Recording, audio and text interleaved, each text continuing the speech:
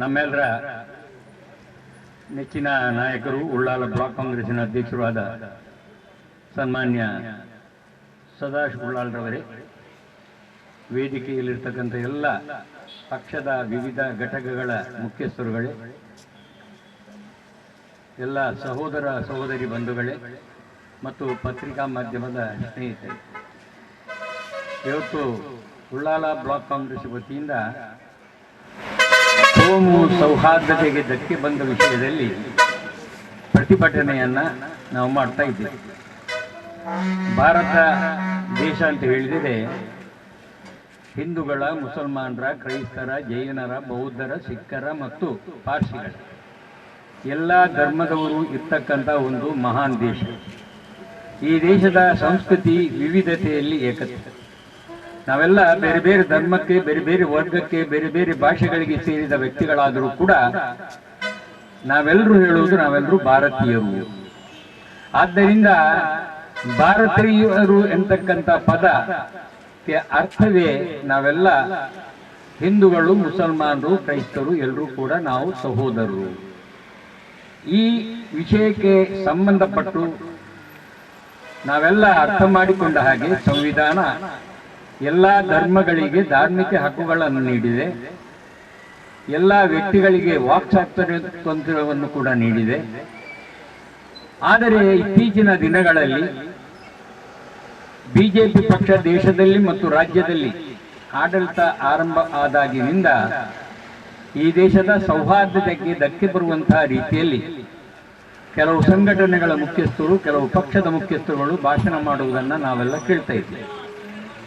ಕಾನೂನಿನ ಅಡಿಯಲ್ಲಿ ಸಂವಿಧಾನಕ್ಕೆ ಧಕ್ಕೆ ಬರುವ ರೀತಿಯಲ್ಲಿ, ಕೋಮು ಸೌಹಾರ್ದತೆಯನ್ನು ಕೆಡಿಸುವ ರೀತಿಯಲ್ಲಿ ಯಾರೇ ವ್ಯಕ್ತಿ ಮಾತನಾಡಿದರೂ ಕೂಡ ಪೊಲೀಸ್ ಇಲಾಖೆ ಸ್ವಯಂ ಪ್ರೇರಿತವಾಗಿ ಅವರ ವಿರುದ್ಧ ಕೇಸನ್ನ ಹಾಕಿ ಅವರನ್ನ ಜೈಲಿಗೆ ಅಟ್ಟುವಂತ ಕೆಲಸ ಮಾಡುವ ಅವಕಾಶವನ್ನ ಸಂವಿಧಾನ ನೀಡಿದೆ.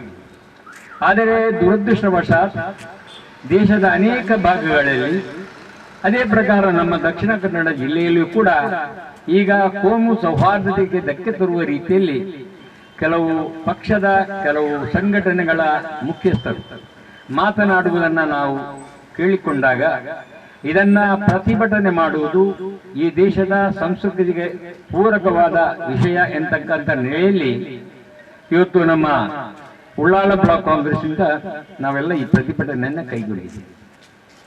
ಇವತ್ತು ಈ ಪ್ರತಿಭಟನೆಯಲ್ಲಿ ಹಿಂದೂಗಳಿದ್ದೇವೆ, ನಾವು ಮುಸಲ್ಮಾನರಿದ್ದೇವೆ, ಕ್ರೈಸ್ತರಿದ್ದೇವೆ, ದಲಿತರಿದ್ದೇವೆ, ಬಿಲ್ಲವರಿದ್ದೇವೆ, ಬಂಟರಿದ್ದೇವೆ, ಎಲ್ಲ ಧರ್ಮದ ಎಲ್ಲ ವರ್ಗದ ಜನ ನಾವು ಸೇರಿದ್ದೇವೆ.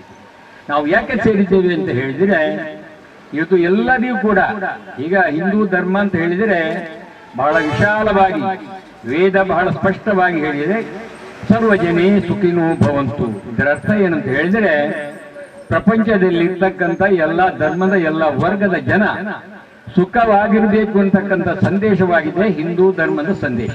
ಆದ್ದರಿಂದ ಒಬ್ಬ ಹಿಂದೂ ನೈಜ ಹಿಂದೂ ಆದರೆ ಅವನೆಂದೂ ಕೂಡ ಅನ್ಯ ಧರ್ಮೀಯರನ್ನ ದ್ವೇಷ ಮಾಡಲಿಕ್ಕೆ, ದೂಷಣೆ ಮಾಡಲಿಕ್ಕೆ, ನಿಂದನೆ ಮಾಡಲಿಕ್ಕೆ ಸಾಧ್ಯ ಆಗುವುದಿಲ್ಲ.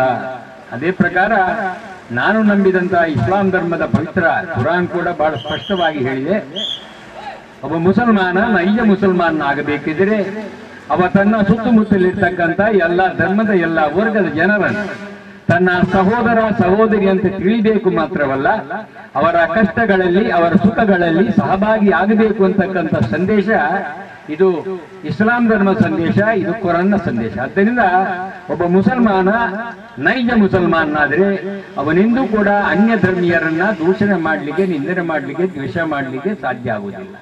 ನಾವೆಲ್ಲ ತಿಳ್ಕೊಂಡ ಹಾಗೆ ಕ್ರೈಸ್ತ ಧರ್ಮದ ಪವಿತ್ರ ಗ್ರಂಥ ಬೈಬಲ್ ಬಹಳ ಸ್ಪಷ್ಟವಾಗಿ ಹೇಳಿದೆ, ಬಡ ಜನತೆಯ ಸೇವೆಯು ಭಗವಂತನ ಸೇವೆಯಲ್ಲಿ ಕೂಡ ಬಡ ಕ್ರೈಸ್ತರ ಸೇವೆ ಅಂತ ಹೇಳಿ. ಆದ್ದರಿಂದ ಎಲ್ಲ ಧರ್ಮಗಳು, ಎಲ್ಲ ಧಾರ್ಮಿಕ ಗ್ರಂಥಗಳು ಬಹಳ ಸ್ಪಷ್ಟವಾಗಿ ಹೇಳಿದೆ, ಎಲ್ಲಾ ಧರ್ಮದವರನ್ನ ಗೌರವಿಸುವವನೇ ನಿಜವಾದ ಹಿಂದೂ, ನಿಜವಾದ ಮುಸಲ್ಮಾನ, ನಿಜವಾದ ಕ್ರೈಸ್ತ.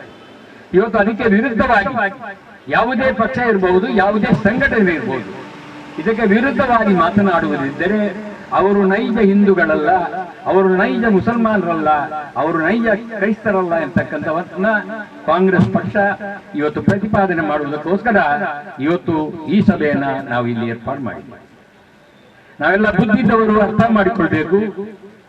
ಏನು ಅರ್ಥ ಮಾಡಿಕೊಳ್ಬೇಕಂತ ಹೇಳಿದ್ರೆ, ಈ ದೇಶದಲ್ಲಿ, ಈ ರಾಜ್ಯದಲ್ಲಿ, ಈ ಜಿಲ್ಲೆಯಲ್ಲಿ ಅಭಿವೃದ್ಧಿ ಆಗಬೇಕಿದ್ದರೆ ಇಲ್ಲಿ ಕೋಮು ಸೌಹಾರ್ದತೆಗೆ ಧಕ್ಕೆ ಬರಬಾರದು. ಎಲ್ಲ ಧರ್ಮದ, ಎಲ್ಲ ವರ್ಗದ ಜನ, ಈಗ ನಮ್ಮ ಶಾಸಕರಿದ್ದಾರೆ, UT ಖಾದರ್ ಅವರು ನಮಗೆ ಬಹಳ ಸಂತೋಷ. ಯಾಕಂತ ಹೇಳಿದ್ರೆ ಅನೇಕ ದೇವಸ್ಥಾನದ ಅಭಿವೃದ್ಧಿಯಲ್ಲಿ, ಅದು ರಸ್ತೆ ಮಾಡುವ ವಿಚಾರ ಇರ್ಬೋದು, ಅದು ನೀರು ಕೊಡುವ ವಿಚಾರ ಇರ್ಬೋದು, ದೀಪ ಕೊಡುವ ವಿಚಾರ ಇರ್ಬೋದು, ಅದರಲ್ಲೆಲ್ಲ ಮುಂಚೂಣಿಯಲ್ಲಿ ನಮ್ಮ UT ಖಾದರ್ ಅವರು ಕೆಲಸ ಮಾಡಿದ್ದಾರೆ. ಅದೇ ಪ್ರಕಾರ ಕ್ರೈಸ್ತ ಧರ್ಮದ ಪವಿತ್ರ ಚರ್ಚ್ಗಳಿಗೆ ಬೇಕಾದಂತ ವ್ಯವಸ್ಥೆಯನ್ನ ಮಾಡುವಲ್ಲಿ ಕೂಡ ಅವರು ಮುಂದುವರಿದಿದ್ದಾರೆ, ಅನೇಕ ಕೆಲಸಗಳನ್ನು ಮಾಡಿದ್ದಾರೆ. ಅದೇ ಪ್ರಕಾರ ಮುಸಲ್ಮಾನರ ಸಮುದಾಯಕ್ಕೆ ಬೇಕಾದ ಕೆಲಸಗಳನ್ನು ಕೂಡ ಮಾಡ್ತಾ ಇದ್ದಾರೆ. ಇದು ಅವರ ಕರ್ತವ್ಯ. ಏನಂತ ಹೇಳಿದ್ರೆ, ಒಬ್ಬ ಚುನಾಯಿತ ಪ್ರತಿ ಆಯ್ಕೆಯಾದ ಬಳಿಕ ಅದು MLA ಇರ್ಬೋದು, ಅದು ಜಿಲ್ಲಾ ಪಂಚಾಯತ್ ಸದಸ್ಯ ಇರ್ಬೋದು, ಅದು ತಾಲೂಕ್ ಪಂಚಾಯತ್ ಸದಸ್ಯ ಇರ್ಬೋದು, ಅದು ಪಂಚಾಯತಿನ ಅಧ್ಯಕ್ಷ ಇರ್ಬೋದು. ಇವರ ಕರ್ತವ್ಯ ಎಲ್ಲ ಧರ್ಮದ, ಎಲ್ಲ ವರ್ಗದ ಜನರನ್ನ ಪ್ರೀತಿ ಮಾಡುವುದು ಮಾತ್ರ ಅಲ್ಲ, ಅವರ ಸಮಸ್ಯೆಗಳನ್ನ ಪರಿಹಾರ ಮಾಡುವುದರಲ್ಲಿ ಅವರ ಕೆಲಸ ಮಾಡಬೇಕು. ಅದನ್ನೇ ಗಾಂಧೀಜಿಯವರು ನಮಗೆ ಕಲಿಸಿದ್ದಾರೆ, ಅದನ್ನೇ ನೆಹರೂಜಿಯವರು ಕಲಿಸಿದ್ದಾರೆ, ಅದನ್ನೇ ಇಂದಿರಾಜಿಯವರು ಕಲಿಸಿದ್ದಾರೆ, ಅದನ್ನೇ ಕಾಂಗ್ರೆಸ್ಸಿನ ಎಲ್ಲ ಮಹಾನ್ ನಾಯಕರುಗಳು ಕೂಡ ನಮಗೆ ಕಲಿಸಿದ್ದಾರೆ, ಅದನ್ನೇ ಸಂವಿಧಾನ ಹೇಳಿದೆ. ಆದ್ದರಿಂದ ಇವತ್ತು ಕಾಂಗ್ರೆಸ್ ಪಕ್ಷ ಇಂತಹ ಕೋಮು ವಿದ್ವೇಷಕ್ಕೆ ಯಾರು ಎಡೆಕೊಡುವ ಭಾಷಣಗಳನ್ನು ಮಾಡ್ತಾರೋ, ಯಾರು ಒಂದು ಧರ್ಮವನ್ನ ಸೀಮಿತವಾಗಿ ಇಟ್ಟುಕೊಂಡು ಆ ಧರ್ಮಕ್ಕೆ ನೋವನ್ನ ಮಾಡ್ತಾರೋ, ಅದನ್ನ ಎಂದೂ ಕೂಡ ಕಾಂಗ್ರೆಸ್ ಸಹಿಸುವುದಿಲ್ಲ. ಆದ್ದರಿಂದ ನಾವೆಲ್ಲ ಬುದ್ಧಿವಂತರಾದ ಜನ ಇದ್ದೇವೆ, ನಾವು ವಿದ್ಯಾವಂತರ ಜನ ಇದ್ದೇವೆ. ಇದನ್ನೆಲ್ಲ ನಮ್ಮ ಸಹೋದರ ಸಹೋದರಿಗಳು ಪ್ರತಿ ಮನೆ ಮನೆಗೆ ಹೋಗಿ ಕೋಮು ಧಕ್ಕೆಗೆ ಬರುವ ರೀತಿಯನ್ನ ಯಾರು ಮಾಡುತ್ತಾರೋ ಅದನ್ನ ಹೇಳಿ ಪುನಃ ಸೌಹಾರ್ದತೆಗೆ ಅಡುವು ಮಾಡಿಕೊಡ್ಬೇಕಂತ ಉದ್ದೇಶದಿಂದ ಈ ಇವತ್ತಿನ ಪ್ರತಿಭಟನೆಯನ್ನ ನಾವು ಮಾಡ್ತಾ ಇದ್ದೇವೆ. ಅದಕ್ಕೆ ನಮ್ಮ ಎಲ್ಲರ ಸಹಕಾರ ಬೇಕಂತಕ್ಕಂಥ ಮಾತನ್ನು ಹೇಳಿ ನನ್ನ ಮಾತನ್ನು ಮುಗಿಸ್ತೇನೆ. ಜೈ ಭಾರತ್. ಪ್ರತಿಭಟನೆ ಉದ್ದೇಶಿಸಿ ಮಾತನಾಡಿದಂಥ ನನ್ನ ನಾಯಕರಾದ ಇಬ್ರಾಹಿಂ ಕೋಡ್ಜಲ್ನವರೇ, ಇಲ್ಲಿ ಸೇರಿದ ಎಲ್ಲ ಘಟಕದ ಅಧ್ಯಕ್ಷರುಗಳೇ, ಅಭಿಮಾನಿಗಳೇ, ಕಾಂಗ್ರೆಸ್ ಪಕ್ಷದ ಎಲ್ಲ ಮುಂಚೂಣಿ ಘಟಕದ ಅಧ್ಯಕ್ಷರುಗಳೇ, ಹಿತೈಷಿಗಳೇ, ಬಂಧುಗಳೇ, ನನ್ನನ್ನು ಮೊದಲು ನನ್ನ ನಾಯಕರಾದ ಕೋಡಿಜಾವ್ ಇಬ್ರಾಹಿಂನವರು ಅವರು ಮಾತಾಡಿದ್ದು ಪೂರಕವಾಗಿ ಈ ದೇಶ ಜಾತ್ಯತೀತ ಮನೋಭಾವವುಳ್ಳಂತಹ ಒಂದು ದೇಶ.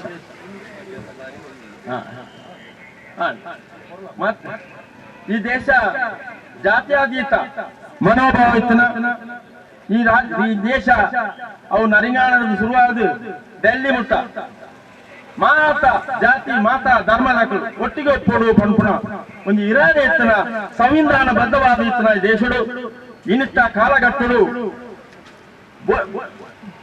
ಮಾತೇರ ಒಂದೇ ಉಪ್ಪೋಡ ಪಂಪುಣ ಈ ಕಾಲಘಟ್ಟಡು ಅಯ್ಯನು ಪ್ರಚೋದನಕಾರಿಯಾದ ಎರೆಯರು ಎಂಚೆಂಚಿನ ಮಾತ ಪಾತಿರು ನಿಕ್ಲೆ ಮಾತ ತೆರಿದುಂಡು ಯಾನ ದುಂಬು ಅನ್ನ ತಯಾರಿ ಮಾತಾಡ ಒಂಜಿ ಸಮಯ ಸಂದರ್ಭಗೂ ಅಕ್ಲೆಗೆ ಬೋಲ್ಸಿದಾಗ ಪಾತಿರದು ಕೇಂದ್ರೋಡು ಬೊಕ್ಕ ರಾಜ್ಯೋಡು ಸರ್ಕಾರ ಬಸ್ಸಿನ ಬೊಕ್ಕ ಬೋಡಾಯಿನೆಲ್ಲ ಪಾತಿರೋದು ಗೊಡಚಾದನೆಲ್ಲ ಪಾತಿರು ನಂಚಿನ ಈ ಸಂವಿಧಾನ ವಿರೋಧವಾದ ಪಾತಿರು ನಂಚಿನ ಅಂಚಾದ ಸಂವಿಧಾನನೇ ಮುಗಿಪು ನಂಚಿನ ಜನಕ್ಕೂ ಈ ದೇಶದ ಪುಟ್ಟು ಬನ್ನಿಯರೆ ಅಪೇಕ್ಷೆ ಮಾಡು ಜನ ಇನಿ ಹತ್ರ ಎಲ್ಲ ನೆತ್ತ ಇರುದ್ದ ಲಕ್ಕೇರೆ ಇನಿ ಎಂಕ್ಲೆ ಗೋಸ್ಪತ್ರಾಗ ಪಾತಿರ್ನ ಕೈದು ಬಂದ್ಕೊಡು ಎಂಕ್ಲೆ ಗೋಸ್ಪತ್ರಾಗ ಪಾತಿರ್ನ ಇನಿ ಪಾತಿರ್ ದಕ್ಕಸಿಯಾರ ಆದಿಪ್ಪು ಆಂಡ ಎಲ್ಲರ ದಿನ ಮಾತಾ ಜನಕ್ಕೂ ಮಾತಾ ಬುದ್ಧಿವಂತರಾದು ಈ ಪಾತಿರಗೂ ಉತ್ತರ ಕೊಡುವ ಜನ ಲಕ್ಕನ್ನ ನಿಖಿಲ ಪಾತಿರ ಈ ಕೋಮು ವಿರೋಧಿ ಪಾತಿರ ಸಂಪೂರ್ಣ ಉಂಟಾವಂಚಿನ ಶಕ್ತಿ ಭಾರತೀಯ ಮಾತಾ ಜನಕ್ಕೂ ಬರಡೇ ಪಂಡೊಂದು ಯಾನು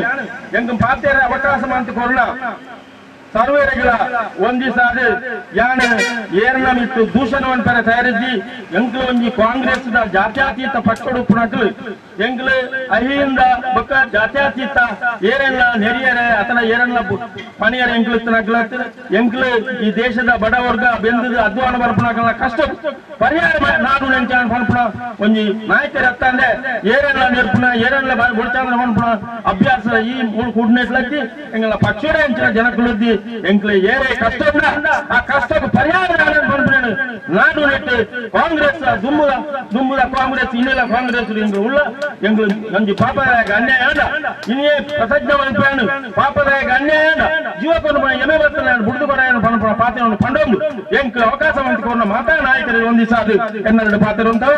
ಜೈ ಹಿಂದ್ ಜೈ ಭಾರತ್. ಇನ್ನು ಮುಂದೆ ಮಾಜಿ ತಾಲೂಕಿನ ಅಧ್ಯಕ್ಷರಾದ ಮೊಹಮ್ಮದ್ ಮೋಟೂರವರು ಮಾತಾಡಬೇಕಾಗಿ ಕೇಳ್ಕೊಳ್ತಾ ಇದ್ದೇನೆ. ಉಳ್ಳಾಲ ಬ್ಲಾಕ್ ಕಾಂಗ್ರೆಸ್ ಅಧ್ಯಕ್ಷರಾದ ಸದಾಶಿವ ಉಳ್ಳಾಲ್ರವರು, ಅಲ್ಪಸಂಖ್ಯಾತರ ಘಟಕದ ಅಧ್ಯಕ್ಷರಾದ ಆಲ್ವಿನ್ ಡಿಸೋಜರ್ ಅವರ ನೇತೃತ್ವದಲ್ಲಿ ನಡೆಯುವಂತ ಸಂವಿಧಾನ ಸಮುದಾಯ ವಿರೋಧಿ ಭಾಷಣದ ಪ್ರತಿಭಟನೆಯ ಸಭೆಯಲ್ಲಿ ಉಪಸ್ಥಿತಿರುವ ನಮ್ಮ ಹಿರಿಯರಾದ ಹಾಜಿ ಇಬ್ರಾಹಿಂ ಕೋಡಿಶಾಲ್ರವರೇ, ಹಿಂದುಳಿದ ವರ್ಗದ ಅಧ್ಯಕ್ಷರಾದ ದೀಪಕ್ ಪೂಜಾರಿ ಅವರೇ, ಕಿಶನ್ ಘಟಕದ ಅಧ್ಯಕ್ಷರಾದ ಪುರುಷೋತ್ತಮ ಶೆಟ್ಟಿ ಅವರೇ, ಸೇವೆ ದಳದ ಅಧ್ಯಕ್ಷರಾದ ನಾಗೇಶ್ ಶೆಟ್ಟಿ ಅವರೇ, ಕರ್ನಾಟಕ ರಾಜ್ಯ ಕಾಂಗ್ರೆಸ್ ಮಹಿಳಾ ಪ್ರಧಾನ ಕಾರ್ಯದರ್ಶಿಯಾದ ಸುರೇಖರ್ ಅವರೇ, ಅದೇ ರೀತಿ ಎಲ್ಲ ನಮ್ಮ ಪದ್ಮನಾಭ ನಾರಿಂಗಾಂಡ್ರವರೇ, ಎಲ್ಲ ನಮ್ಮ ಕಾಂಗ್ರೆಸ್ ಪಕ್ಷದ ಕುಟುಂಬದಲ್ಲಿ ಸುಡುಗಾಡು ಸುಂದರವಾದರೇನು, ಅರಮನೆ ಸ್ವರ್ಗವಾದರೇನು, ಮನುಷ್ಯತ್ವದ ಈ ಒಂದು ದೇಶ ಯಾವ ರೀತಿ ಆಗ್ತದೆ ಅಂತ ಹೇಳಿ ನಾವು ಈಗ ವಿಶೇಷವಾಗಿ ಚಿಂತನೆ ಮಾಡುವಂತ ಒಂದು ಸಮಯ. ಕೆಲವು ಕಡೆ ಹೇಳ್ತಾ ಇದ್ದಾರೆ ದೇಶ ಸುಂದರವಾಗ್ತದೆ, ಸ್ವರ್ಗವಾಗ್ತದೆ, ಬೇಕಾದಂತ ವ್ಯವಸ್ಥೆಗಳಾಗ್ತದೆ. ಆದರೆ ಒಂದು ಕೇಳಲಿಕ್ಕೆ ಬಯಸ್ತೇನೆ, ದೇಶ ಏನೇ ಆಗಲಿ ಮನುಷ್ಯನ ಮಧ್ಯದಲ್ಲಿ ಪ್ರೀತಿ ಹುಟ್ಟಿಸುವಂತ ದೊಡ್ಡ ಕಾರ್ಖಾನೆಯನ್ನು ನಾವು ಆದಷ್ಟು ಬೇಗ ಸಂಪಾದನೆ ಮಾಡುವಂತ ಪ್ರಯತ್ನ ಇಡೀ ನಮ್ಮ ದೇಶದ ನಾಗರಿಕರಲ್ಲಿ ಮೂಡಬೇಕು. ಆವಾಗ ಮಾತ್ರ ನಮ್ಮ ಸಮುದಾಯ, ನಮ್ಮ ದೇಶ ಎಲ್ಲ ಒಗ್ಗಟ್ಟಾಗ್ತದೆ. ಈ ಸಂದರ್ಭದಲ್ಲಿ ಹೇಳಲಿಕ್ಕೆ ಬಯಸ್ತೇನೆ, ಮೊನ್ನೆ ಸುರತ್ಕಲ್ನಲ್ಲಿ ಮಾಡಿದಂತ ಭಾಷಣ ಸಂತೋಷ, ಅದರಲ್ಲಿ ಏನು ಬೇಸರಿಲ್ಲಮ್ಮ. ಎಷ್ಟು ಬೇಕಾದ್ರೆ ಮಾತಾಡಿ, ನಾವು ಸಮುದಾಯದವರು ಏನು ಅದಕ್ಕೆ ಉತ್ತರ ಕೊಡ್ಲಿಕ್ಕೆ ಬರುವುದಿಲ್ಲ. ಕೆಲವು ಕಡೆ ಸ್ಪೀಚ್ಗಳು ಈ ಬಜರಂಗ ದಳ ಅಥವಾ RSS ರಾಮಸೇನೆಯ ಎಲ್ಲ ಸ್ಪೀಚ್ಗಳನ್ನು ನಾವು ಕೇಳಿ ನೋಡಿದ್ದೇವೆ. ನೀವು ಯಾವುದೇ ಸ್ಪೀಚ್ ಮಾಡಿ ಹಿಂದೂಗಳಿಗೆ, ಕ್ರೈಸ್ತರಿಗೆ, ಮುಸಲ್ಮಾನರಿಗೆ, ಕಾಂಗ್ರೆಸ್ ಪಕ್ಷಕ್ಕೆ ಎಷ್ಟೇ ಬೈರಿ, ಆದರೆ ಬಾಬಾ ಸಾಹೇಬ್ ಅಂಬೇಡ್ಕರ್ನ ಸಿದ್ಧಾಂತದ ವಿರೋಧವಾದ ಒಂದು ಶಕ್ತಿ ಅಥವಾ ಈ ದೇಶ ಅದನ್ನು ನಿಮ್ಮ ಜೀವಮಾನದಲ್ಲಿ ಉಂಟು ಮಾಡಲಿಕ್ಕೆ ನಿಮ್ಮಿಂದ ಸಾಧ್ಯವಾಗುವುದಿಲ್ಲ. ಇವತ್ತು ಈ ದೇಶ ಇರುವುದಾದರೆ ಅದು ಬಾಬಾ ಸಾಹೇಬ್ ಅಂಬೇಡ್ಕರ್ ಬರೆದ ಸಂವಿಧಾನದ ಮುಖಾಂತರ ಹೊರತು RSS ಅಥವಾ ಬಿಜೆಪಿಯ ಸಿದ್ಧಾಂತ ಈ ದೇಶ ಯಾವತ್ತೂ ತಯಾರು ಮಾಡಲಿಕ್ಕೆ ನಿಮ್ಮಿಂದ ಅಥವಾ ಯಾರಿಂದ ಸಾಧ್ಯವಿಲ್ಲ. ಹಾಗಾಗಿ ನಾನು ಜಾಸ್ತಿ ಮಾತಾಡ್ಲಿಕ್ಕೆ ಹೋಗುವುದಿಲ್ಲ. ಬಹಳಷ್ಟು ಜನ ಸ್ಪೀಚ್ ಮಾಡಿ ಹೆಸರು ಗಳಿಸುವಂತ ಮಾಡಿದ್ದಾರೆ. ಅದರಲ್ಲಿ ಅವರು ವಿಫಲವಾಗಿದ್ದು ಹೊರತು ಏನೋ ದೊಡ್ಡ ಸಾಧನೆ ಮಾಡಿದ್ದು ನಾನು ಕಂಡಿಲ್ಲ. ಹಾಗಾಗಿ ಅಮ್ಮ, ನೀನು ಸಣ್ಣ ಪ್ರಾಯದವರು, ನನಗೇನು ಬೇಸರಿಲ್ಲ, ನಿಮ್ಮ ಹೆಸರು ಹೇಳುವುದಿಲ್ಲ. ಆದರೆ ನೀವು ಸ್ವಲ್ಪ ಆಲೋಚನೆ ಮಾತಾಡಿ. ನೀವು ಬಹಳಷ್ಟು ಕೆಲಸ ಈ ದೇಶದಲ್ಲಿ ಅಥವಾ ಈ ರಾಜ್ಯದಲ್ಲಿ, ಈ ಜಿಲ್ಲೆಯಲ್ಲಿ, ತಾಲೂಕಲ್ಲಿ ಮಾಡ್ಲಿಕ್ಕಿದೆ. ಬಹಳಷ್ಟು ಕೆಲಸ ಇನ್ನೂ ಸಹ ಈ ತಾಲೂಕಿನಲ್ಲಿ ಇದೆ. ಹಾಗಾಗಿ ಇವತ್ತು ನೀವು ಮಾಡಿದ ಆ ಒಂದು ಸ್ಪೀಚ್ಗೆ ನಾವು ಯಾರು ಉತ್ತರ ಕೊಡುವುದಿಲ್ಲ. ನಿಮ್ಮ 2 ಜನ ಲೋಕಸಭಾ ಸದಸ್ಯರಿದ್ದ ಪಕ್ಷ ಇವತ್ತು 300 ಎಂಪಿಗಳನ್ನು ಮಾಡಿದ್ದೀರಿ. ಅದು ಯಾವ ಹೆಸರುಗೊಂಡ MP ಅಷ್ಟು ಮಾಡಿದ್ದಂತ ನಿಮಗೆ ಗೊತ್ತಿದೆ. ನಾವು ಅದರ ಬಗ್ಗೆ ಮಾತಾಡ್ಲಿಕ್ಕೆ ಹೋಗುವುದಿಲ್ಲ. ನಮ್ಮ ಪಕ್ಷದ 17 ವರ್ಷಗಳ ಕಾಲ ಶ್ರೀಮತಿ ಇಂದಿರಾ ಗಾಂಧಿಯವರು ಈ ದೇಶದ ಪ್ರಧಾನಮಂತ್ರಿಯಾಗಿ ಕೆಲಸ ಮಾಡಿದ ನಮ್ಮ ಈ ಒಂದು ಪಕ್ಷ.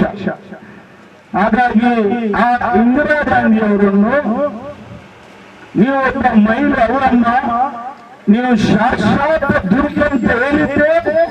ಈ ದೇಶದ ಮಾಜಿ ಪ್ರಧಾನಮಂತ್ರಿಯಾದ ಅಟಲ್ ಬಿಹಾರಿ ವಾಜಪೇಯಿ ಅವರು ನಿಮ್ಮ ಪಕ್ಷದಲ್ಲಿ ಇದ್ದಾರೆ. ಅದನ್ನೆಲ್ಲ ನಾವು ನೋಡ್ತಾ ಇದ್ದೇವೆ. ಹಾಗಾಗಿ ನೀವು ಏನು ಹೇಳಿದ್ರು ನಮಗೆ ಬೇಸರಿಲ್ಲ.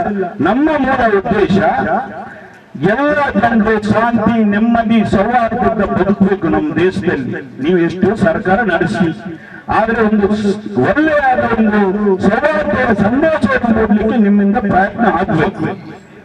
ಮೊನ್ನೆ 7 ತಾರೀಕು ಗಾಂಧಿ ಜಯಂತಿ ದಿವಸ ಈ ದೇಶದ ಗೌರವಾನ್ವಿತ ಪ್ರಧಾನಮಂತ್ರಿಯವರು ಬಹಳಷ್ಟು ಸಂತೋಷವಾಗಿದೆ.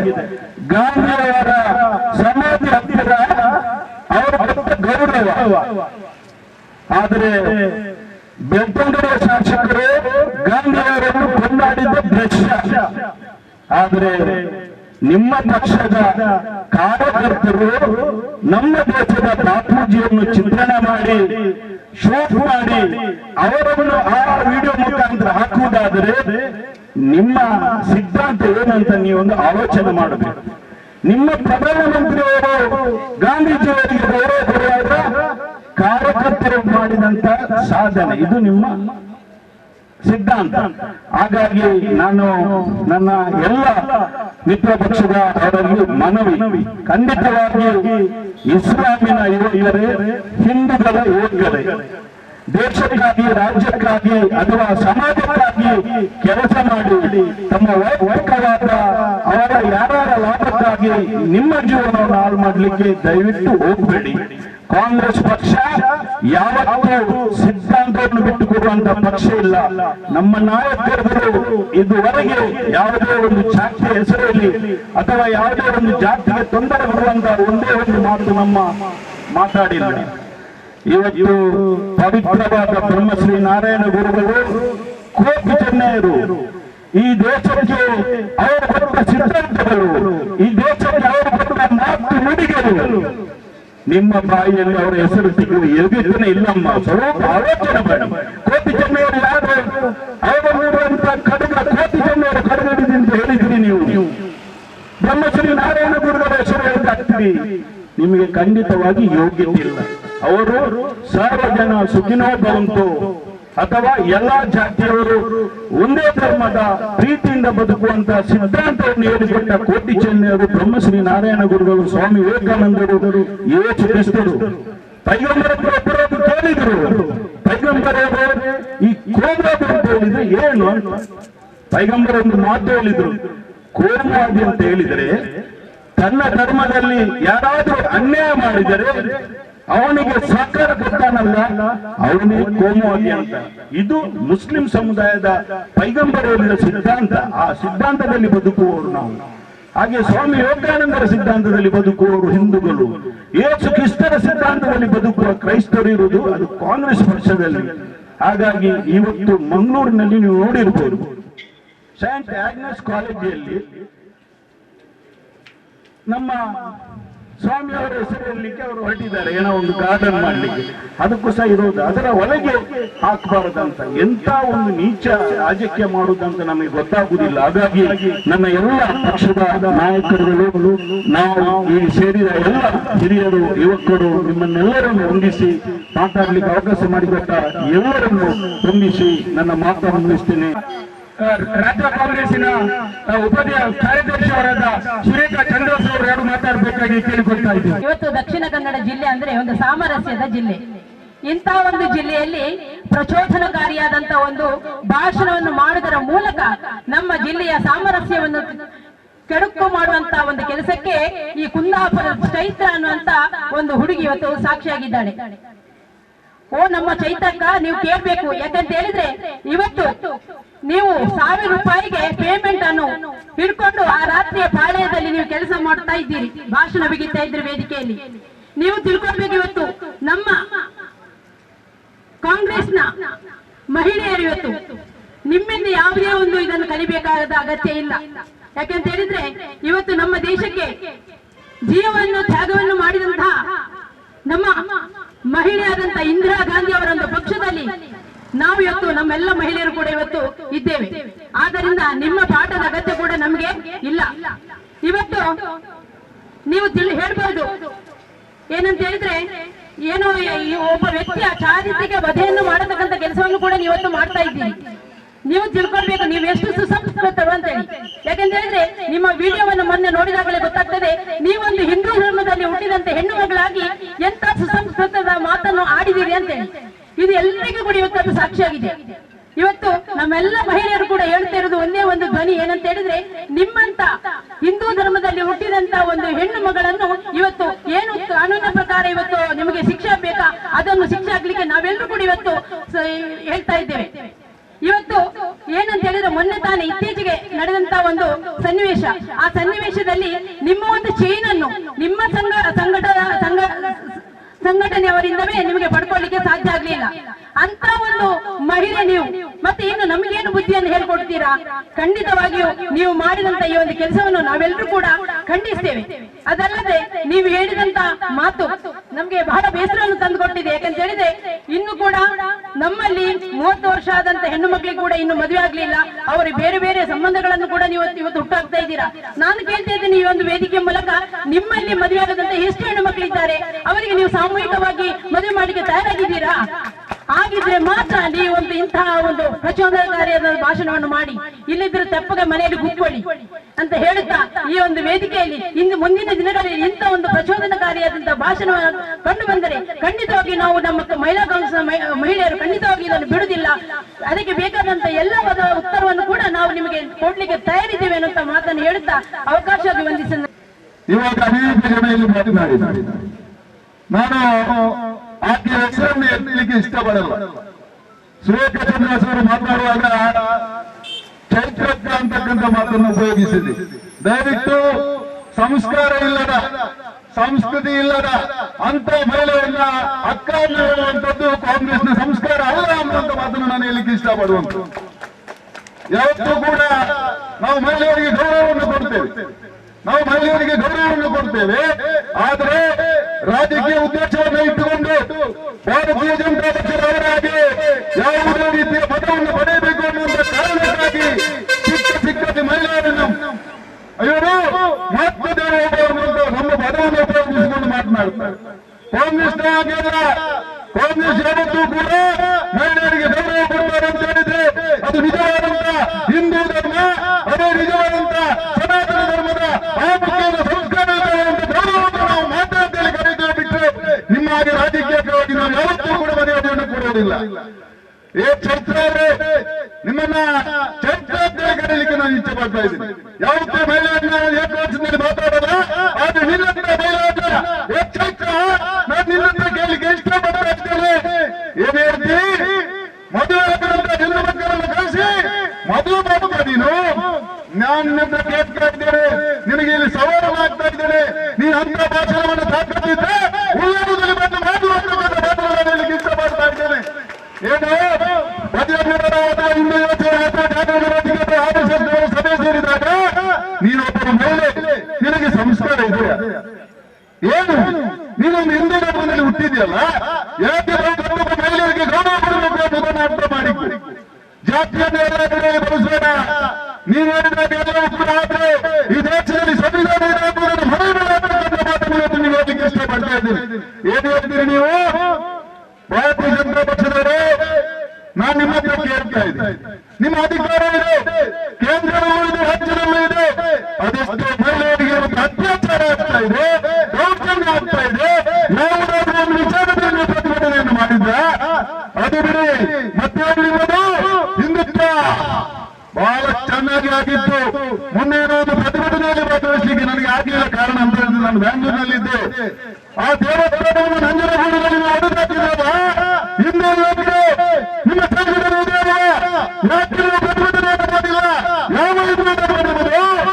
ಕೇವಲ ಭಾರತೀಯ ಜನತಾ ಪಕ್ಷ ಮತ ಹಾಕಿದ ಮಾಧ್ಯಮದಿಂದ ಅದ ಎಲ್ಲ ಜಾತ್ಯಾತೀತ ನೆಲೆಯಲ್ಲಿ ಎಲ್ಲರಿಗೂ ಕೂಡ ಗೌರವ ಕೊಡಬೇಕಂತ ನಾವು ಇಂದು ಇವತ್ತು ಕೇಳಬೇಕಾಗಿದೆ. ಆದುದರಿಂದ ಇನ್ನು ಮುಂದಿನ ದಿನಗಳಾದರೂ ಕೂಡ ಚೈತ್ರದಿಂದ ಪ್ರಾಯ ನೀವು ಸ್ವಲ್ಪ ಅರ್ಥ ಮಾಡಿಕೊಂಡು ವಿವೇಚನೆಯಿಂದ ಸರಿಯಾಗಿ ಅರ್ಥ ಮಾಡಿಕೊಂಡು ನೀವು ಭಾಷಣವನ್ನು ಮಾಡು. ರಾಜಕೀಯದಲ್ಲಿ ಮುಂದೆ ಬರಬೇಕು ಅಂತ ಉದ್ದೇಶಕ್ಕಾಗಿ ಯಾವುದೇ ಒಂದು ಧರ್ಮವನ್ನ ಸಾರ್ವಜನಿಕವಾಗಿ ಅವರನ್ನ ಅವರ ತೇಜೋವಧೆಯನ್ನು ಮಾಡತಕ್ಕಂಥ ಆ ಕೋಮು ಪ್ರಚೋದನೆ ಭಾಷಣವನ್ನು ಯಾವತ್ತೂ ಕೂಡ ಮಾಡಬೇಡ ಅಂತಕ್ಕಂಥ ಮಾತನ್ನ ನಿನಗೆ ಒಬ್ಬ ಸಹೋದರನಾಗಿ ನಾನು ಹೇಳಲಿಕ್ಕೆ ಇಷ್ಟಪಡ್ತಾ ಇದ್ದೇನೆ. ಸಹೋದರ ಅಂತ ಹೇಳಿದ್ರೆ ನಿನ್ನ ಹೊರ ಹುಟ್ಟಿದ ಸಹೋದರ ಈ ದೇಶದಲ್ಲಿ ಯಾವುದೇ ಒಬ್ಬ ಹಿರಿಯರಿದೆ ತಂಗಿಯಾದ ಸಹೋದರತೆ ಅಂತ ಕಾಣತಕ್ಕಂಥದ್ದು ಇದು ಕಾಂಗ್ರೆಸ್ ತತ್ವ ಸಿದ್ಧಾಂತ. ಹಾಗಾಗಿ ನಾನು ಇವತ್ತು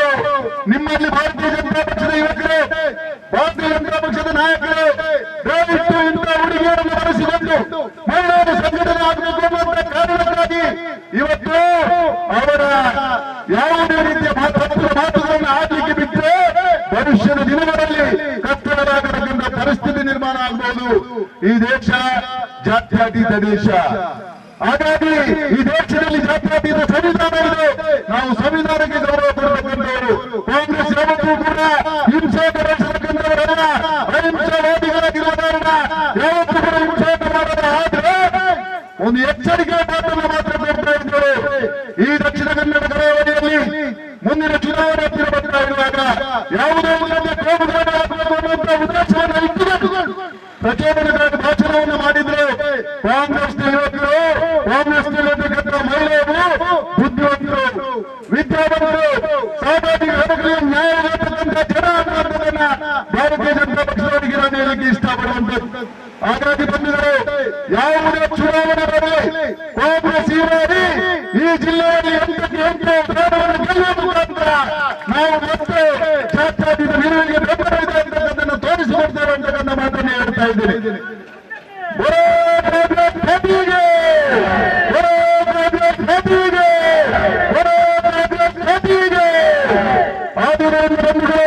ಯಾವತ್ತೂ ಕೂಡ ಒಗ್ಗಟ್ಟಾಗಿರೋಣ.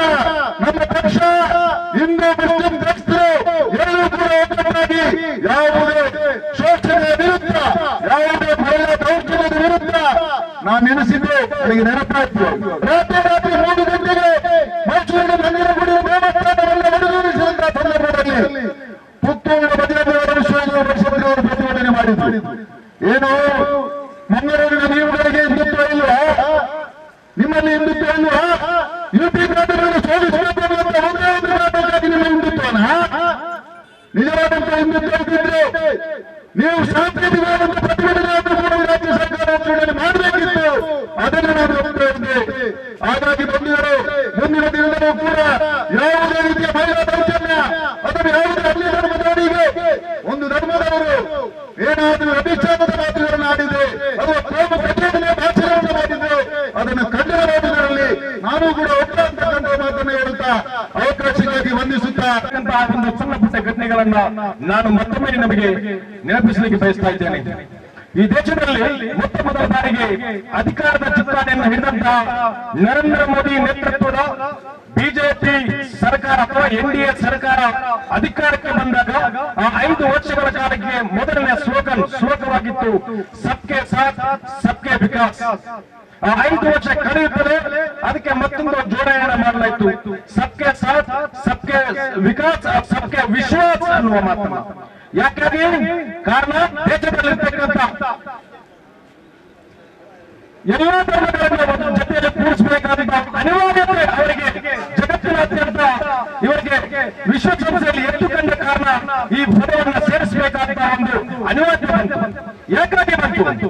ಕಾಶ್ಮೀರದಿಂದ ಕನ್ಯಾಕುಮಾರಿವರೆಗೆ, ಗುಜರಾತ್ ಭುಜದಿಂದ ಇನ್ನು ಆಸಾಂವರೆಗೆ ನಿರಂತರವಾಗಿ ಯಾವ ನರೇಂದ್ರವಾದಿ ಅಧಿಕಾರಕ್ಕೆ ಬಂದಿದ್ದಾರೋ ಅಲ್ಪಸಂಖ್ಯಾತ ಮುಸ್ಲಿಂ ಇರಬಹುದು, ಕ್ರೈಸ್ತರು ಇರಬಹುದು, ಎಲ್ಲ ಜಾತಿ ಧರ್ಮದವರ ವಿರುದ್ಧ ನಿರಂತರವಾಗಿ ಇವರ ಈ ಸಂಘಟನೆವಾದ ಮತ್ತು ಬಿಜೆಪಿ ನೇತೃತ್ವದಲ್ಲಿ ನಿರಂತರವಾಗಿ ಹಲ್ಲೆಯನ್ನ ಮಾಡಿ ಒಂದು ರೀತಿ ಧರ್ಮಗಳ ಮಧ್ಯೆ ವಿಭಜನೆ ಅಥವಾ ಕಂದಕವನ್ನು ನಿರ್ಮಾಣ ಮಾಡತಕ್ಕಂಥ ಕೆಲಸವನ್ನು ನಿರಂತರವಾಗಿ ನಡೆಯುತ್ತಾ ಮಾಡ್ತಾರೆ. ಅದನ್ನ ಕಾರ್ಯಕ್ರಮದಂತೆ ಮತ್ತೆ ತಂಡವಾಗಿ ಮತ್ತೆ ಚುನಾವಣೆ ಬಂದಾಗ ಎದ್ದು ಬರ್ತಕ್ಕಂತಹ ಒಂದು ನಡವಳಿಕೆಯನ್ನ ನಾವು ಇತ್ತೀಚೆಗೆ ಮತ್ತೆ ನಮ್ಮ ಪಂಚಾಯತ್ ಚುನಾವಣೆಯಲ್ಲಿ ನಾವು ನೋಡ್ತೇವೆ. ಪಂಚಾಯತ್ ಚುನಾವಣೆ ನಡೆದ ತಕ್ಷಣವೇ ಮತ್ತೆ ಎಲ್ಲೋ ತಣ್ಣಗಾಯ್ತು. ಮತ್ತೆ ನಾನು ಹೇಳಕ್ಕೆ ನಮ್ಮ ಸಹಪಾಠಿಗಳೊಂದಿಗೆ ಪಕ್ಷದಲ್ಲಿರುವವರಿಗೆ ಹೇಳಲಿಕ್ಕೆ ಪ್ರಾರಂಭ ಮಾಡಿದ್ದೆ. ಇದೀಗ ಜಿಲ್ಲಾ ಪಂಚಾಯತ್ ತಾಲೂಕ್ ಪಂಚಾಯತ್ ಚುನಾವಣೆ ಹತ್ತಿರ ಬರುವಾಗ ಮತ್ತೊಮ್ಮೆ ಪ್ರಾರಂಭ ಇದನ್ನ ಕಾಣಲಿಕ್ಕೆ ಸಾಧ್ಯ ಆಗ್ತದೆ ಅಂತ ಹೇಳ್ಕೊಂಡು ಅದೇ ರೀತಿ ಮತ್ತೆ ನಾವು ಇಡೀ ದೇಶಾದ್ಯಂತ ಮೊದಲಿಗೆ ದಕ್ಷಿಣ ಕನ್ನಡ ಜಿಲ್ಲೆಯಲ್ಲಿ ವಿಶೇಷವಾಗಿ ಅನೇಕ ಕಡೆಗಳಲ್ಲಿ ನಾವು ಇತ್ತೀಚೆಗೆ ಸುರಕ್ಷಿತ ಪ್ರದೇಶದಲ್ಲಿ ನಾವು ಕಾಣಲಿಕ್ಕೆ ಸಾಧ್ಯವಾಯಿತು. ಯಾವ ರೀತಿಯ ಘಟನೆಯಲ್ಲಿ ಸಂಭವಿಸುತ್ತಂದ್ರೆ ಒಂದು ಹುಡುಗಿ ಹಾಗೂ ಹುಡುಗ ವಿದ್ಯಾರ್ಥಿಗಳಾಗಿದ್ರು ಕೂಡ ಅವರು ತನ್ನ ಕಾರಿನಲ್ಲಿ ಮಂಗಳೂರು ಕಡೆಗೆ ಬರುವಾಗ ಅವರನ್ನು ಅಡ್ಡಿಗಟ್ಟಿಸಿ ಹಲ್ಲೆ ಮಾಡ್ತಕ್ಕಂಥ ಒಂದು ನೀಚ ಕೆಲಸ, ಒಂದು ಸುಸಂಸ್ಕೃತರ ವಿರುದ್ಧವಾಗಿರ್ತಕ್ಕಂಥ ಕೆಲಸವನ್ನು ನಡೆಸಿದ್ರು. ಇದರ ವಿರುದ್ಧ ಇಲಾಖೆ ಯಾವ ರೀತಿಯ ಕ್ರಮವನ್ನು ಕೈಗೊಳ್ಳಬೇಕಾಗಿತ್ತು, ಒಂದು ಕಟ್ಟುನಿಟ್ಟಿನ ಕ್ರಮವನ್ನು ಕೈಗೊಂಡಿದ್ರೆ ಇನ್ನು ನಾನು ಇನ್ನು ಯಾವತ್ತೂ ಕೂಡ ಈ ಜಿಲ್ಲೆಯಲ್ಲಿ ಅಂತಹ ಒಂದು ಘಟನೆ ಸಂಭವಿಸಲು ಸಾಧ್ಯವೇ ಇರಲಿಲ್ಲ.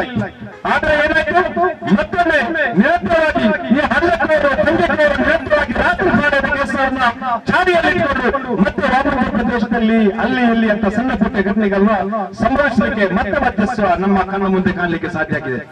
ಈ ಯಾವುದೇ ಘಟನೆಗಳಿದ್ರೂ ಕೂಡ ಇದನ್ನ ಯಾವುದೇ ಕಾರಣಕ್ಕೂ ಈ ದೇಶದಲ್ಲಿರ್ತಕ್ಕಂಥ ಈ ಸಮಾಜದಲ್ಲಿರ್ತಕ್ಕಂತಹ ಕೋಮು ಸಾಮರಸ್ಯವನ್ನ ಕೆಡಲು ಯಾವುದೇ ಕಾರಣಕ್ಕೂ ಬಿಜೆಪಿಯಿಂದ ಸಾಧ್ಯ ಇಲ್ಲ ಅಂತಕ್ಕಂಥ ಮತ್ತೊಮ್ಮೆ ಈ ಸಂದರ್ಭದಲ್ಲಿ ನಾನು ಹೇಳಲಿಕ್ಕೆ ಇಷ್ಟಪಡ್ತಾ ಇದ್ದೇನೆ.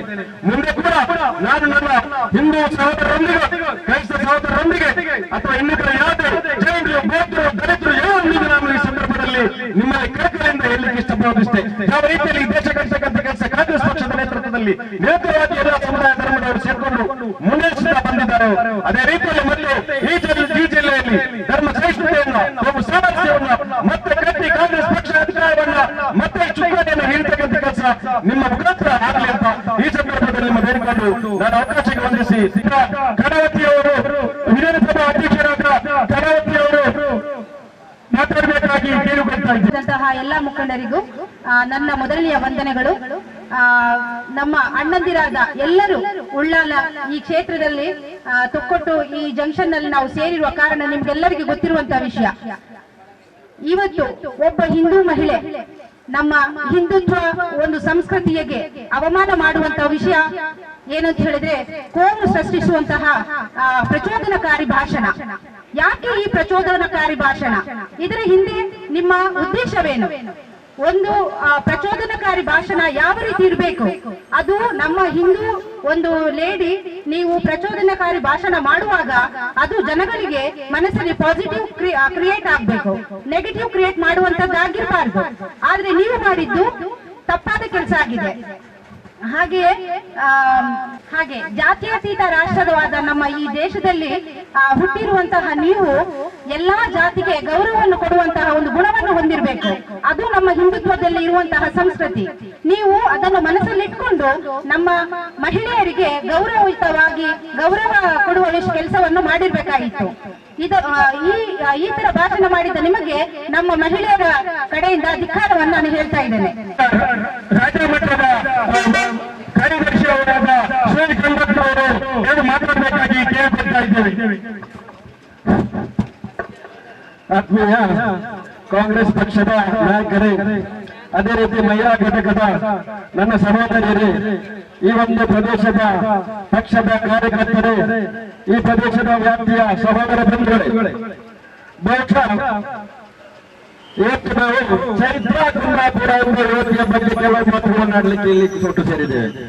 ಯಾವ ರೀತಿಯಲ್ಲಿ ಮೊನ್ನೆ ಒಂದು ಹಿಂದೂ ಸಮಾವೇಶವನ್ನು ಉದ್ದೇಶಿಸಿಕೊಂಡು ಮುಸಲ್ಮಾನ ಸಮುದಾಯದ ಬಗ್ಗೆ ಹಗುರವಾಗಿ ಮಾತನಾಡಿಕೊಂಡು ತನ್ನ ರಾಜಕೀಯ ಅಭಿಲಾಷೆಯನ್ನು ಈಡೇರಿಸಲು ಸಹೋದರಿ ಹೊರಟಿದ್ದಾರೆ ಎಂಬುದು ಬಹಳ ಖೇದಕರ. ಇವತ್ತು ನಾವು ಕಾಣಬಹುದು, ಒಂದು ಮಾತನ್ನು ಸಹೋದರಿ ಹೇಳಿದರೆ ಯಾವ ರೀತಿ ಅಂತ ಹೇಳಿದ್ರೆ, ಪ್ರತಿಯೊಂದು ಮುಸ್ಲಿಂ ಮಹಿಳೆಯ ಮನೆಗೆ ಹೋಗಿ ನಾವು ಕುಂಕುಮವನ್ನು ಹೊಡಿಸಲಿಕ್ಕೆ ತಯಾರಾಗಿದ್ದೇವೆ ಎಂದು ನಾನು ಸಹೋದರಿಯೊಂದಿಗೆ ಕೇಳಲಿಕ್ಕೆ ಇಷ್ಟಪಡ್ತಾರೆ.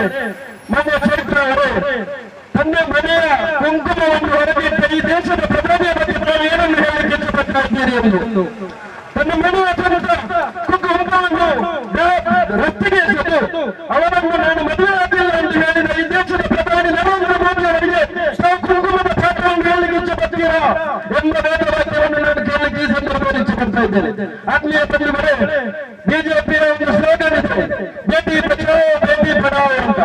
ಬೇಟಿ ಬಚಾವೋ ಅಂತ ಹೇಳಿದ್ರೆ ಯಾವ ಅನ್ಯಾಯದ ವಿರುದ್ಧ ಹೋರಾಡ್ತಾರೆ ಅಂತವರನ್ನು ಜೈಲಿಗೆ ತಪ್ಪುವಂತ ಬೇಟಿ ಬಚಾವೋ ಅಂತ ಇವರನ್ನು. ಅದೇ ರೀತಿ ಬೇಟಿ ಪಢಾವೋ ಅಂತ ಹೇಳಿದ್ರೆ ಸಂಘದ ಮೂಲೆಗಳಲ್ಲಿ ಇಂತಹ ಕೋಮುವಾದಿ ಕೃತ್ಯವನ್ನು ಮುಸಲ್ಮಾನರ ವಿರುದ್ಧ, ಕ್ರೈಸ್ತರ ವಿರುದ್ಧ, ಅದೇ ರೀತಿ ಹಿಂದುಳಿದ ವರ್ಗದವರ ವಿರುದ್ಧ ಷಡ್ಯಂತ್ರವನ್ನು ಕಟ್ಟಿಸಿಕೊಳ್ಳುವುದು ಕೂಡ ಈ ಒಂದು ಬೇಟಿ ಪಢಾವೋದ ಮೂಲ ಆಗಿರುತ್ತದೆ. ಆತ್ಮೀಯ ಬಂಧುಗಳು, ಇವರು ಒಂದು ಸ್ಪೀಚ್ ಅನ್ನು ಯಾವ ಉದ್ದೇಶಕ್ಕಾಗಿ, ಯಾವ ಮೂಲದಿಂದ ಮಾತನಾಡುತ್ತಾರೆ ಎಂಬುದನ್ನು ನಾವು ಅರ್ಥ ಮಾಡಿಕೊಳ್ಳಬೇಕಾಗಿದೆ. ಆತ್ಮೀಯ ಬಂಧುಗಳೇ, ಇಂತಹ ಕೋಮುವಾದಿ ಸಂಘಟನೆಯ ವಿರುದ್ಧ, ಇಂತಹ ಕೋಮುವಾದಿ ಭಾಷಣ ಮಾಡುವ ವಿರುದ್ಧ ನಾವೆಲ್ಲರೂ ಒಂದಾಗಿ ಒಟ್ಟು ಸೇರಿಕೊಂಡು ತಮ್ಮನ್ನು ಇವರನ್ನು ಇಲ್ಲಿಗೆ ಕಾಲಿಡುವಾಗ ಮಾಡುವಂತಹ ದಿನಗಳು ದೂರ ಇಲ್ಲ ಎಂಬುದನ್ನು ಕೂಡ ನಾವು ಅರ್ಥ ಮಾಡಿಕೊಳ್ಬೇಕಾಗಿದೆ.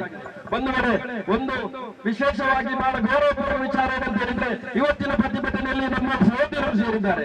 ಒಂದು ಹೆಣ್ಣಾಗಿ ಒಂದು ಹಿಂದೂ ಧರ್ಮವನ್ನು ಪ್ರತಿಪಾದಿಸಿ ಮಾಡಿಕೊಂಡು ಶ್ರೀರಾಮನ ಭಕ್ತಿ ಅಂತ ಹೇಳಿಕೊಳ್ಳುವವರು ಶ್ರೀರಾಮನ ಆದರ್ಶ ಏನು ಎಂಬುದನ್ನು ನಾನು ಕೇಳಲಿಕ್ಕೆ ಇಚ್ಛೆ ಮಾಡ್ತೇನೆ. ಹಿಂದೂ ಧರ್ಮದಲ್ಲಿ ಹುಟ್ಟಿ ಶ್ರೀರಾಮನು ಇನ್ನೊಂದು ಯಾವ ರೀತಿ ಸಂಸ್ಕರಿಸಬೇಕು, ಯಾವ ರೀತಿ ರೆಸ್ಪೆಕ್ಟ್ ಮಾಡಬೇಕು ಎಂದು ಕಲಿಸಿಕೊಡ್ತಾರೆ. ಅದೇ ಹಿಂದೂ ಧರ್ಮವನ್ನು ಇವತ್ತು ಅವಹೇಳನ ಮಾಡುವಂತ ಚೈತ್ರ ಕುಂದಾಪುರವನ್ನು ಹಿಂದೂ ಧರ್ಮದವರು ಇಲ್ಲಿಂದ ಧಿಕ್ಕರಿಸಿ ಓಡಿಸಬೇಕು ಎಂಬುದನ್ನು ನಾನು ಕೇಳಿಕೊಡ್ತಾ ಇದ್ದೇನೆ. ಬಂಧುಗಳೇ, ಅವರು ಮಾಡಿದಂತಹ ಕೆಲಸಕ್ಕೆ ನಮ್ಮ ಧಿಕ್ಕಾರವಿದೆ. ಮುಂದಿನ ದಿನಗಳಲ್ಲಿ ನಾವು ಸುಮ್ಮನೆ ಕೂತ್ಕೊಳ್ಳುವಂತ ಪ್ರಶ್ನೆ ಇಲ್ಲ. ಇನ್ನೊಮ್ಮೆ ತಾವಿಲ್ಲಿ ಬಂದು ಮಾತಾಡಿದ್ರೆ ಒಂದು ಸೂಕ್ತ ರೀತಿಯಲ್ಲಿ ನಾವು ಸ್ಪಂದಿಸಬೇಕಾಗ್ತದೆ, ತಕ್ಕ ರೀತಿಯಲ್ಲಿ ನಾವು ಉತ್ತರವನ್ನು ಕೊಡಬೇಕಾಗ್ತದೆ ಎಂದು ಹೇಳಿಕೊಂಡು ಒಂದೆರಡು ಮಾತುಗಳನ್ನು ಮುಗಿಸ್ತಾ ಇದ್ದೇವೆ. ಇನ್ನು ಕೊನೆಯದಾಗಿ ನಮ್ಮ ಉಳ್ಳಾಲ ಬ್ಲಾಕ್ ಕಾಂಗ್ರೆಸ್ಸಿನ ಅಧ್ಯಕ್ಷರಾದ ಸದಾಶಿವ ಉಳ್ಳಾಲರವರು ಮಾತನಾಡಬೇಕಾಗಿ ಕೇಳಿ. ಈ ಪ್ರತಿಭಟನೆಯಲ್ಲಿ ಭಾಗವಹಿಸಿದ ನಮ್ಮ ಪಕ್ಷದ ಎಲ್ಲ ಕಿರಿಯ ನಾಯಕರುಗಳೇ, ಮಹಿಳಾ ಕಾಂಗ್ರೆಸ್ನ ಎಲ್ಲ ಪದಾಧಿಕಾರಿಗಳೇ ಮತ್ತು ಸಾರ್ವಜನಿಕ ಬಂಧುಗಳೇ, ಈ ಪ್ರತಿಭಟನೆಯನ್ನ ಕಾಂಗ್ರೆಸ್ ಪಕ್ಷ ಇವತ್ತು ಹಮ್ಮಿಕೊಂಡಿದೆ. ಚೈತ್ರ ಕುಂದಾಪುರ ಅವರು ಮಂಗಳೂರಿನ ಸುರತ್ಕಲ್ಗೆ ಬಂದು ಒಂದು ಮಹಿಳೆ ಆಗಿದ್ದುಕೊಂಡು ಕೋಮು ಸೌಹಾರ್ದತೆಯನ್ನು ಕೆದಡುವ ರೀತಿಯಲ್ಲಿ ಪ್ರಚೋದನಕಾರಿ ಭಾಷಣವನ್ನು ಮಾಡಿಕೊಂಡು ಹೋಗಿದ್ದಾರೆ. ನಾನು ಚೈತ್ರ ಕುಂದಾಪುರ ಅವರಿಗೆ ಹೇಳುದು, ಈಗಾಗಲೇ ನಿಮ್ಮ ಮೇಲಿರುವಂತಹ ಆರೋಪಗಳು ಎಷ್ಟಿದೆ, ಎಷ್ಟು ಆರೋಪಗಳಿಂದ ನೀವು ಜಾಮೀನು ಪಡ್ಕೊಂಡಿದ್ದೀರಿ, ನಿಮ್ಮನ್ನು ಜಾಮೀನು ಕೊಡಲಿಲ್ಲ ಅಂತ 4 ಮೊಕದ್ದಮೆಗಳಲ್ಲಿ ಗಂಗಾವತಿಯಲ್ಲಿ ಯಾವ ರೀತಿಯ ಮಾತನ್ನು ನಿಮ್ಮ ಲೀಡರ್ಶಿಪ್ ಬಗ್ಗೆ ನೀವು ಬಳಸಿದ್ದೀರಿ ಎಂಬುದನ್ನು ನಿಮ್ಮ ಪಕ್ಷದ ನಾಯಕರು ಅವಲೋಕನ ಮಾಡಲಿಲ್ಲ. ಇಷ್ಟು ಆದರೂ ಕೂಡ ತಾವು ಮತ್ತೆ ಹಿಂದೂ ಸಂಸ್ಕೃತಿಯ ಬಗ್ಗೆ ಮಹಿಳೆಯರಿಗೆ ಪ್ರಚೋದನಕಾರಿ ಭಾಷಣವನ್ನು ಹೇಳುವುದರ ಮೂಲಕ ಮಹಿಳೆಯರನ್ನ ಈ ಸಮಾಜದಲ್ಲಿ ಎಲ್ಲ ಜಾತ್ಯತೀತ ಜನರು ಬದುಕುವಂತ ಈ ಸಂದರ್ಭದಲ್ಲಿ ಪ್ರಚೋದನಕಾರಿ ಮಾತುಗಳನ್ನು ಹಾಡಿ ಮಹಿಳೆಯರನ್ನ ಮತ್ತೆ ನೀವು ಕೆಡಕುವಂತ ಅವಕಾಶ ಮಾಡಬಾರದು. ಇವತ್ತು ಈಗಾಗಲೇ ಇರತಕ್ಕಂಥ ಮೊಕದ್ದಮೆಯಿಂದ ಖುಲಾಸೆಗೊಂಡು ಮತ್ತೆ ನೀವು ಬನ್ನಿ, ಇವತ್ತ ನೈಜ ಹಿಂದಾಗಿದ್ದುಕೊಂಡು ವರ್ತನೆ ಮಾಡಲಿಕ್ಕೆ ಮೊದಲಿಗೆ ಕಲಿಯಲಿ ಅಂತ ಹೇಳಿಕೊಂಡು ಯಾವುದೇ ಸಂದರ್ಭದಲ್ಲಿ ಪ್ರಚೋದನಕಾರಿ ಭಾಷಣ ಮುಂದಿನ ದಿನಗಳಲ್ಲಿ ಮಾಡದಂತೆ, ಒಂದು ವೇಳೆ ನೀವು ಮಾಡ್ತೀವಿ ಅಂತಾದ್ರೆ ನಾವು ನಮ್ಮ ಪಕ್ಷದ ಮಹಿಳಾ ಕಾಂಗ್ರೆಸ್ನ ಕಾರ್ಯಕರ್ತರೇ ನಿಮ್ಮಲ್ಲಿ ಬಂದು ನಿಲ್ಲಿಸುವಂತ ಅವಕಾಶ ಮಾಡಿಕೊಡ್ಬೇಡಿ ಅಂತ ತಮ್ಮಲ್ಲಿ ವಿನಂತಿ ಮಾಡಿದ್ದಾರೆ. ನಿಮ್ಮ ಪಕ್ಷದ ಎಲ್ಲ ನಾಯಕರಿಗೂ ಕೂಡ ಒಂದು ಕಿವಿಮಾತನ್ನು ಹೇಳಿಕೆ ಇಚ್ಛೆ ಪಡ್ತಾ ಇದ್ದೇನೆ. ಅವರು ಅವತ್ತು 4 ತಿಂಗಳಲ್ಲಿ 4 ಮೊಕದ್ದಮೆಗಳಲ್ಲಿ ನೀವು ಅವರಿಗೆ ಜಾಮೀನು ಕೊಡಿಸಲಿಲ್ಲ ಅಂತ ಯಾವ ಮಾತನ್ನು ಹೇಳಿದ್ದಾರೆ, ಒಬ್ಬ ನಿಮ್ಮ ಶಾಸಕರ ಬಗ್ಗೆ ಯಾವ ಮಾತನ್ನು ಆಡಿದ್ದಾರೆ ಅದನ್ನೇ ನೀವು ಮೊದಲು ಅರ್ಥ ಮಾಡಿಕೊಳ್ಳಿ. ಆ ಮಹಿಳೆ ನಿಮ್ಮ ಶಾಸಕರಿಗೆ ಆ ರೀತಿ ಮಾತ್ರ ಆಡಿದಾಗ ನೀವು ಯಾರು ಕೇಳಲಿಲ್ಲ, ಈಗ ಮತ್ತೆ ಅದನ್ನ ಉಪಯೋಗಿಸಿಕೊಂಡು ಪ್ರಚೋದನಕಾರಿ ಮಾತನ್ನ ಮಾಡಿಸ್ತಾ ಇದ್ದೀರಿ. ಇದು ಒಳ್ಳೆಯದಲ್ಲ. ನೀವು ಮಹಿಳೆಯರನ್ನ ಒಗ್ಗಟ್ಟಾಗಿ ಮಹಿಳೆಯರಿಗೆ ಕೊಡುವಂತ ಮಾತೃವಾದ ಅಂತ ಇರುವಂತಹ ಮಾತ್ಯಾವುದಿದೆ ಅದನ್ನು ಉಳಿಸಿಕೊಳ್ಳಿ ಅಂತ ಹೇಳಿಕೊಂಡು ಈ ದೇಶದಲ್ಲಿ ಸರ್ವೋತ್ತಮ ಸುಖಿನೋಭವಂತ ಇರುವಂತ ಆ ಮಾತನ್ನ ಉಳಿಸಲಿ ನೀವೆಲ್ಲರೂ ಸಹಕಾರ ಮಾಡಬೇಕು ಅಂತ ಮಹಿಳೆಯರಲ್ಲಿ ಕೇಳಿಕೊಂಡು ನಾವು ನಮ್ಮ ಪಕ್ಷದ ಮಹಿಳೆಯರು ಕೂಡ ಮುಂದಿನ ದಿನಗಳಲ್ಲಿ ನಿಮ್ಮ ಬಗ್ಗೆ ಎಚ್ಚರದಿಂದ ಇರ್ತಾರೆ ಅಂತ ಹೇಳಿಕೊಂಡು ಈ ಮಾತನ್ನು ಹೇಳಿಕೊಂಡು ಇವತ್ತು ಈ ಸಂಘಟನೆಯನ್ನು ನಾವು ಈ ಪ್ರತಿಭಟನೆಯನ್ನು ನಾವು ಏರ್ಪಡಿಸಿದ್ದೇವೆ. ಈ ಪ್ರತಿಭಟನೆಯಲ್ಲಿ ಭಾಗವಹಿಸಿದ ಎಲ್ಲರಿಗೂ ನಾನು ಮೊದಲೊಮ್ಮೆ ವಂದಿಸಿಕೊಂಡು ಮುಂದಿನ